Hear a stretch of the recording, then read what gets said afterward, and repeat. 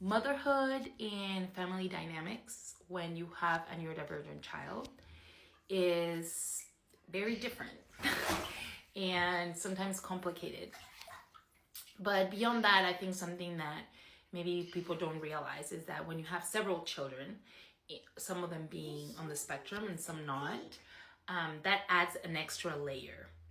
So in my case, I have 3 kids. Oldest one, almost 6, is autistic. And then I have 2 younger daughters. One of them is 4 and the other one is almost 2.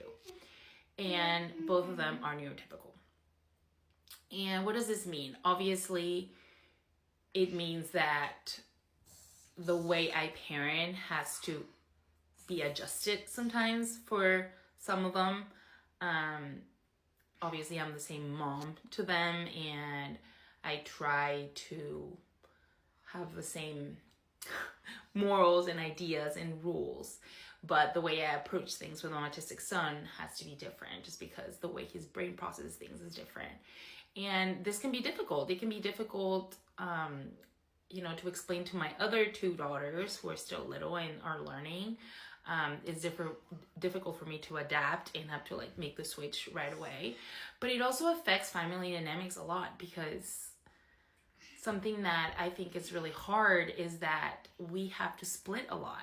We have to split a lot because things and situations and events for my autistic son can be very difficult.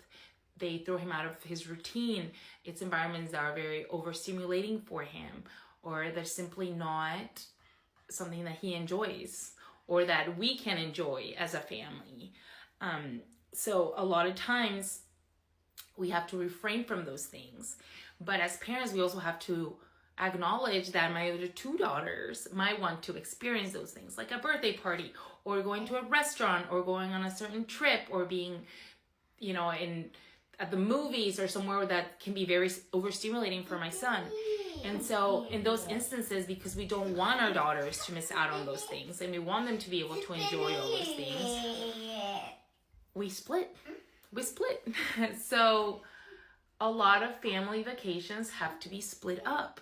A lot of events have to be split up. And as much as we always try to expose my son to as many things as possible, sometimes we have to make that hard decision for the family, just because it's the best for him, just because it's what makes him more comfortable. But we get to split, and that can be really sad. That can be very